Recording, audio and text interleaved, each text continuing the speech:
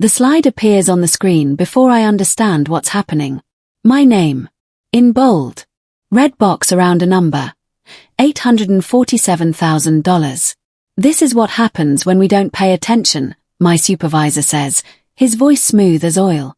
The conference room fills with laughter. Not uncomfortable laughter. Real laughter. The kind that means people are genuinely enjoying this. I can't move. I can't breathe. Everyone's looking at me, actually looking at me. Not with sympathy. With something worse, amusement. The error in the data report is real. I know that. But as I sit there frozen, something else catches my eye. The timestamp on the slide. My submission was 3 p.m. The error timestamp shows the file was modified at 11 p.m. that same night. I didn't work at 11 p.m. My supervisor moves on to the next slide, but my mind is already somewhere else. This wasn't a mistake. This was a setup. Someone changed my work after I submitted it and then blamed me in front of the entire team. As I look around the room, I realize something even worse. No one is going to question it. They already believe the story they just heard. The meeting ends. People avoid my eyes as they file out. My supervisor pulls me aside. We need to talk about accountability, he says, his hand on my shoulder like we're friends. This kind of carelessness reflects poorly on the whole department. You understand that, right? I nod. I don't trust my voice yet. I'm not going to recommend discipline, he continues. But I need you to understand the gravity of this. People are counting on you. I nod again. I replay the meeting in my mind over and over. His confident delivery. The perfectly timed laughter. The way people looked at me. This didn't feel spontaneous. This felt rehearsed. I decide not to fight. Not yet. I don't have proof, just a timestamp and a suspicion. Fighting back now would make me look defensive. Desperate. So I choose silence as my first strategy. That night, I'm at my desk with a cup of cold coffee when an email arrives in my inbox. The subject line reads, System Report, Archive Access Granted. I never requested archive access. I stare at the email for a long time, my cursor hovering over it. Someone sent this to me. Someone who wanted me to have access to something I wasn't supposed to find. I wait until 2 a.m. The office is empty. The building is quiet except for the hum of the server room down the hall. I pull up the workflow for my original report. The version logs are there, documented like a trail of breadcrumbs. My original submission at 3 p.m. clean. Professional. Correct. Then the edit. 11:47 p.m. The error wasn't in my data. It was added after. I trace the edit back to its source. The shared drive. The one locked behind permission levels. Only one person has full access to that drive. My supervisor. My hands are shaking. I close the file and sit in the dark for 10 minutes, processing. He didn't just frame me. He deliberately sabotaged my work and then publicly humiliated me for it. This was calculated. Intentional. Cruel. But he's not the first person I think about. I dig deeper into the archived files, searching for patterns. Last year, there was another employee, Jackson, who made a critical error that cost the company money. He was fired 3 months later. The year before, an analyst named Tanya had a similar public failure. She quit before they could fire her. Same supervisor approved both cases. The coincidence feels impossible. I spend the next week building a timeline. Jackson's error, November 2022. Supervisor approved. Jackson terminated. February 2023. Tanya's error, May 2022. Supervisor approved. Tanya resigned, August 2022. Kenneth before them, September 2021. Supervisor approved. Kenneth forced into early retirement, January 2022. 4 employees destroyed. 4 public failures. One common thread. I'm deep in the archived emails, cross-referencing names and dates, when I find something that stops my heart. An unsigned memo from 2021, buried in an old folder marked Internal Review, Confidential. The memo reads, Pattern identified regarding employee failures tied to specific approval chain. Recommend investigation into X. Similarities suggest deliberate sabotage rather than individual negligence. Further evidence needed before escalation. The memo ends there. Unsigned. Undated. Like someone started documenting the pattern and then stopped, or got scared. Someone knew. Someone else saw it. And they walked away. I save the memo to a secure folder on my personal drive. If I need it later, I'll have it. But right now, I'm not ready to move. I'm still gathering. Still building. Lunch the next day, I'm sitting alone in the break room when she sits across from me. Her name is Amber. She's in accounting, quiet, keeps to herself. We've never really talked. Check archive access 14B, she whispers, sliding a folded sticky note across the table. Her hand trembles as she walks away. She doesn't look back. I sit there with the note burning in my pocket for 3 hours. When I get back to my desk, I immediately try to access archive 14B. Access denied. I try again. Different login. Different browser. Same result. The folder exists. I know it exists because the error message is specific, insufficient permissions to view archive 14B. I'm locked out. But now I know someone else is watching. Someone else sees what's happening. And they're scared enough to warn me but brave enough to do it anyway. That's when I realize I'm not alone in this. I need to think like someone who works in this system. Someone who has legitimate reasons to access files I'm not supposed to see. I file an IT request on a Tuesday morning. The subject line reads, Spreadsheet link error, need archive review. I explain that I'm trying to fix a broken hyperlink in an old project file, and I need temporary access to the archive to verify the correct folder path. It's a harmless request. Routine. The IT technician, who looks like he hasn't slept in days, resets my access by accident. Not the folder I mentioned. All of it. I send him a thank you email and immediately log out before anyone notices. That night, I open archive 14B. It's a graveyard of tampering. Files upon files, each one marked with an employee name and a date. Every single one has been edited in ways that don't match the original submission. Data altered. Numbers changed. Errors introduced. And every single file has the same editor signature in the metadata. My supervisor's user ID. I count them. 12 employees over 4 years. Some are fired. Some resign. Some transfer departments to escape the shame. He's been doing this for years. Building a reputation as someone who catches incompetence, when really he's been manufacturing it. My chest feels tight. This isn't just about me anymore. Word travels fast in an office. She's too emotional for this kind of work, I overhear at the coffee machine. Lucky to still have a job, someone else says. The rumors have developed a life of their own. I'm not just careless anymore. I'm unstable. Unreliable. Probably didn't belong here in the first place. My supervisor walks past me in the hallway and does something that makes my skin crawl. He smiles at me. A genuine, warm smile. Like we're in on some kind of joke together. Then he stops by my desk. I've been thinking about you, he says. You know, I remember being at your level. Making mistakes. Feeling like the world was ending. I wait for him to continue. I'd like to mentor you. Help you recover from this. Show you how to be better. My first instinct is to refuse. But something stops me. If he's going to keep talking to me, I can keep watching him. So I nod. That's good, he says. That's really good. We'll make this right. As he walks away, I realize he has no idea I know. He thinks I'm still the person sitting frozen in that conference room. He thinks he won. For the next 2 weeks, my supervisor copies me on every email. Just for transparency, he says.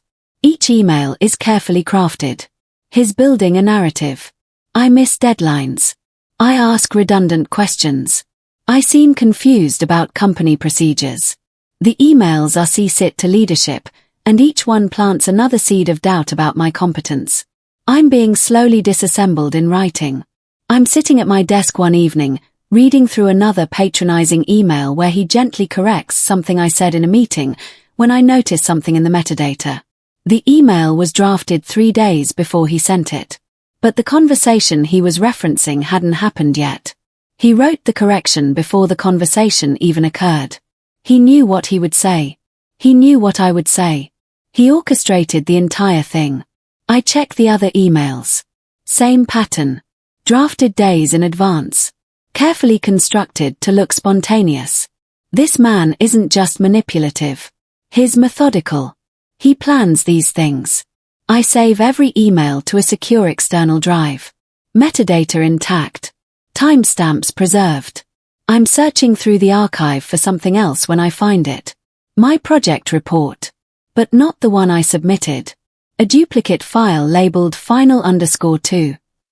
The file is a perfect clone of my original work. Except it's not. Every 10th line has been altered. Numbers shifted slightly. Data points changed just enough to be wrong but not wrong enough to be obviously wrong. This is the file he showed to the senior team. The one with the errors. This isn't a mistake. This is a forgery with my name on it. I check the file properties. The owner isn't my supervisor. It's his assistant. A young guy named Logan who sits 2 desks over from me and always looks nervous. Logan didn't do this by choice. Logan is being used. I close the file and sit very still. Now I have to decide, do I protect Logan, or do I use this against my supervisor? The answer becomes clear when I think about what happens next. Logan is just a tool. My supervisor is the architect. And architects can be destroyed by their own blueprints. I follow the file trail up the approval chain. Each manager who reviewed the forgery approved it. Passed it along. Stamped it with their authority. The file moved up and up, gathering legitimacy at each step, until it reached my supervisor's boss. And then it stopped. It sat in her inbox for 3 days before being forwarded to senior leadership for the meeting where I was publicly shamed. I check her calendar. 3 days of nothing marked. But there's a notation in her email draft folder, need to discuss report discrepancy. I click on the draft. It's addressed to my supervisor. Nice work on this one. Makes the narrative much clearer for the board. She knows. She's not just allowing this to happen. She's encouraging it. I pull up her employee file. There's a note in the system, relationship, family. I search for the connection. It takes me 20 minutes to find it.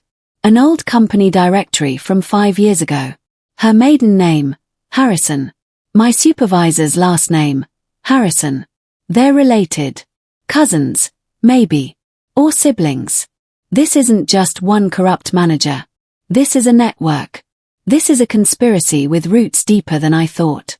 I spend an entire night staring at the evidence I've compiled. 12 names. 12 destroyed careers. 12 lives upended by one person's calculated cruelty. The weight of it presses down on me like a physical force. I think about Kenneth, who took early retirement at 45. About Tanya, who moved to another state to escape the shame. About Jackson, who I heard through the grapevine now works in a completely different industry, rebuilding his confidence from scratch. And I think about what would have happened to me if I hadn't noticed that timestamp. If I hadn't been paying attention. If I'd just accepted the narrative my supervisor fed me. I would have become number 13. But now I know something else. I'm not doing this just for me. I'm doing this for all of them. For the people who couldn't fight back.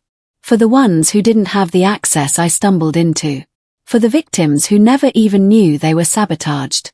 This isn't revenge anymore. It's justice. The distinction matters more than anything else. Amber finds me in the parking lot after work. You found it, she says. Not a question. I nod. He did the same thing to me, she continues. 2 years ago. I was in his department then. When I started asking questions about my own file, he started a rumor about me. By the time I realized what was happening, my reputation was destroyed. I transferred to accounting just to get away from him. She hands me a USB drive. Everything's on there. All the files he's tried to manipulate in my department. Files from before I transferred. I've been watching him for 2 years, documenting everything. I couldn't go to HR, he has connections. But I never stopped watching. I take the drive. Why are you giving this to me? Because, she says quietly, you're going to do what I couldn't. You're going to bring him down. She's right. I can feel it. Don't plug that in at work, she warns. And don't tell anyone you have it. I nod. I understand the stakes now. 3 days later, I get an email that changes everything. The subject line reads, urgent, reply in chat, do not forward. It's from my supervisor. But it's not addressed to me.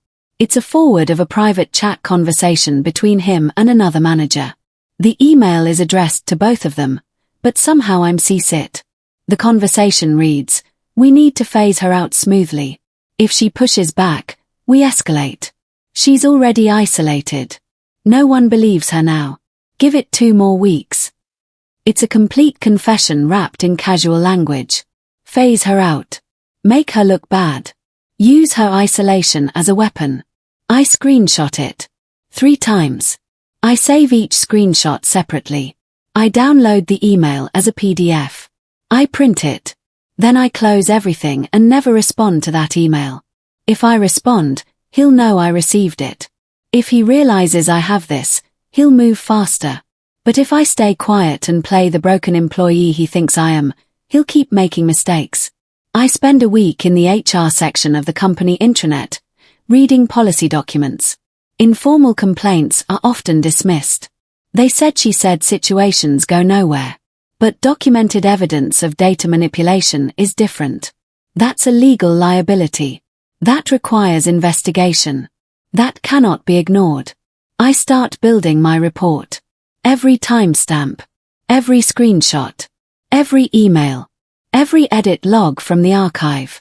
I create a document that is impossible to dismiss. Not emotional. Not accusatory. Just facts. Pure, cold facts arranged in chronological order with source documentation. 57 pages. 12 victims. 4 years of systematic sabotage. I save it to an encrypted file on my personal computer at home. The only copy that exists is the one I can control. And then I wait. Suddenly, the office is buzzing with news. An internal audit has been announced. But the audit isn't about my department. It's conveniently shifted to another division. Marketing. Nowhere near where my supervisor operates. He orchestrated this. I know he did. He's creating a distraction. He's buying time. But then something happens that makes everything clear. The audit file he submitted for his own department appears in the shared folder. It's clean. Professional. Boring. Except I recognize the data structure. I pull up the files from Archive 14B, compare them. The audit file he submitted uses the exact same formatting and structure as the falsified records he created for his victims. But this time, it's not just random errors. The audit file shows that all of my work during the past year has been verified and accurate. His rewriting history. Trying to make it look like he never sabotaged me. His panicking. And when people panic, they make mistakes. I'm reading through old emails when I find a thread from 2 years ago.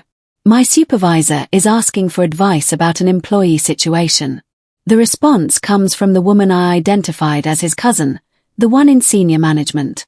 Handle it carefully, she writes. Make it look like a performance issue. The board won't question individual terminations as long as there's documentation. Documentation. Proof. A clear trail from sabotage to dismissal, all orchestrated by 2 people who share DNA and ambition. I dig deeper. She's protected his position more than once. When questions arose about his management style, she shut them down. When complaints were filed, she made them disappear. And I finally understand why. They've been building something together. Every employee he ruins is one less person to challenge them. Every person who leaves is one less voice asking questions. They're systematically removing anyone who might threaten their control of the department. It's bigger than vindication. It's bigger than my career. This is a criminal conspiracy hiding inside a corporation. 2 weeks later, it happens again. A presentation goes out to the board with my name attached. A presentation I never gave. Never wrote. Never even saw. The numbers in it are intentionally wrong. The analysis is incomplete. It's a disaster on paper. And my name is on it. But this time, I'm ready. This time, I let it play out. I watch my supervisor reference the presentation in a team meeting. I watch him shake his head with fake concern. I don't know what happened there, he says. That's not the standard I expect. I'm sitting right there, and no one is looking at me with confusion. They're looking at me with the familiar mixture of pity and disdain. Except this time, I've documented everything. I have the file creation date. I have the emails showing when it was distributed. I have the metadata showing who actually created it. And I'm ready to move. I create a new email account. Anonymous. Untraceable. I attach my 57-page report to a message addressed to corporate compliance. I don't add commentary. I don't explain. I just send it with a subject line that reads, Documented data manipulation, multiple victims, 4-year pattern. Then I send it anonymously. And I wait. 3 days pass. Nothing. 4 days. Still nothing. On the 5th day, a calendar invite appears in my inbox, department review meeting, mandatory attendance, senior management. The meeting is tomorrow. I read the invite 3 times. They received the complaint. They opened the investigation. And now they're moving. I barely sleep that night. The meeting room is silent. My supervisor sits across from the compliance director, the CEO, and 2 people I don't recognize. He's confident. His posture is relaxed. He's probably rehearsed this 100 times in his mind. Look, he says, I understand there have been complaints. But every single one of those employees had genuine performance issues. I have documentation. He starts walking through his narrative. The one he's perfected. The one that makes sense if you only hear one side. The compliance director lets him finish. And then she says, Can you explain these discrepancies? She projects the first document on the screen. The original version of my report. The metadata timestamp glowing in red. Then the edited version. Same red timestamp, but hours later. Then the edit trail. His user ID. Midnight. Adding errors to clean data. His face doesn't change. But his breathing does. I can see his chest rise slightly faster. That's not, he starts. There's more, the compliance director interrupts. She projects file after file. The 12 victims. The archive records. The email conversations with his cousin. The documentation of every single incident. The boardroom is completely silent. The compliance director isn't finished. She projects the emails. The ones he sent, so carefully crafted and scheduled days in advance. The ones that show his premeditation. Then his private conversation with the other manager. Phase her out. Escalate if necessary. Use her isolation. It's all there. Every confession. Every manipulation. Every calculated cruelty. He stands up to leave. Sit down, the CEO says. Not angry. Just firm.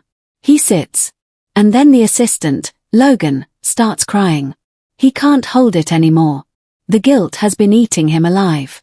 He admits everything. He created the files because he was told to. He didn't understand what they were for. He was just following instructions from someone he thought was his mentor. And once the files were created, he was trapped. He couldn't go back. He couldn't confess. He could only watch as people got hurt. His breakdown is real. And it's the final nail. The compliance director dismisses everyone except me. The boardroom empties. My supervisor is taken to another room with security. Logan is escorted to HR. The CEO leaves without saying a word. It's just me and the compliance director now. You sent the report, she says. It's not a question. I nod slowly. I had suspicions, she continues, but no proof. No one would talk. Everyone was too scared or too complicit. Then that email landed in my inbox from an anonymous account, and everything clicked into place. She closes her laptop and looks at me directly. You have integrity, she says. That's rare in this building. That's why I'm telling you. What you did today will echo through this company for years. People will know that truth eventually surfaces. That documentation matters. That silence isn't safety, it's just delayed accountability. I don't know what to say. Go home, she tells me. Get some rest. Everything changes starting tomorrow. As I walk out of that boardroom, I realize she's right. Everything has already changed. I've changed. The company has changed. The system has finally acknowledged that someone was watching. Someone was paying attention. Someone refused to let lies win. After the meeting, things move quickly. His cousin calls an emergency meeting and then abruptly resigns. Her resignation letter says 4 personal reasons. Everyone knows it's not personal. It's criminal. Messages in the department chat disappear. The supportive comments about him evaporate. People delete their associations from email threads. His allies disconnect overnight. It's the fastest I've ever seen a network implode. But the most telling moment comes when I overhear someone say, "There's a leak." Someone inside reported him. He doesn't realize it was anonymous. He doesn't know about the untraceable email account. He's trying to figure out which one of his allies betrayed him. The paranoia is eating him alive. It happens on a Thursday afternoon. An emergency HR meeting is called. When it's over, my supervisor's badge access is revoked. I watch from my desk as security walks him to his office. He's allowed to pack his personal items. 1 box. That's all that's left of 4 years of calculated manipulation. As he walks past my desk toward the exit, he glares at me. Not confused. Not denying. Just pure, silent fury. Because he finally knows. He knows it was me. I don't look away.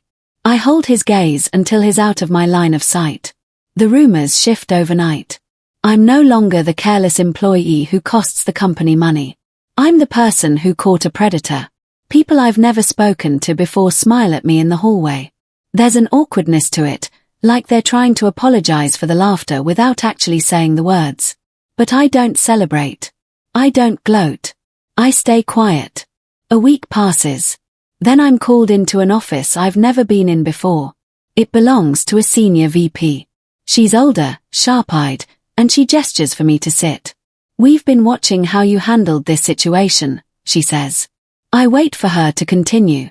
Most people would have lashed out. Would have demanded immediate justice. But you were methodical. Patient. You gathered evidence. You let the truth speak for itself. That's the kind of thinking we need here. She slides a contract across the desk. "We'd like to move you to a new team. One that reports directly to my division. There's a raise.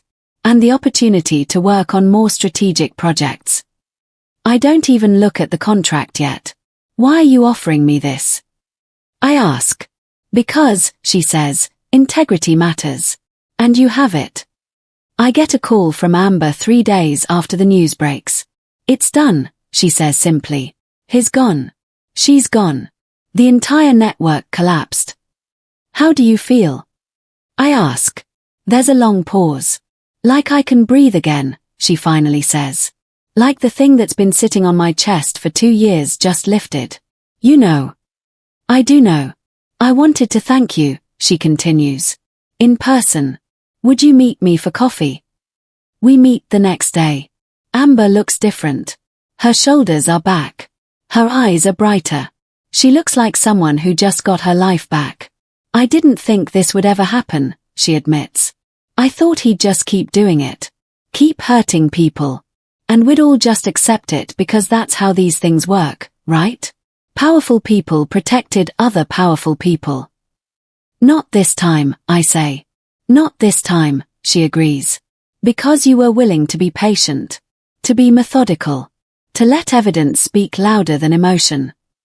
We sit together in comfortable silence for a moment. "What happens now?" she asks. "Now," I say, "we both move on. We rebuild. We show everyone that this place has consequences for people like him." She smiles, a real smile, for the first time since I've known her. 2 weeks later, the compliance report is released internally. It's thorough. Damning. Every single incident is documented and explained. Every victim is named and cleared.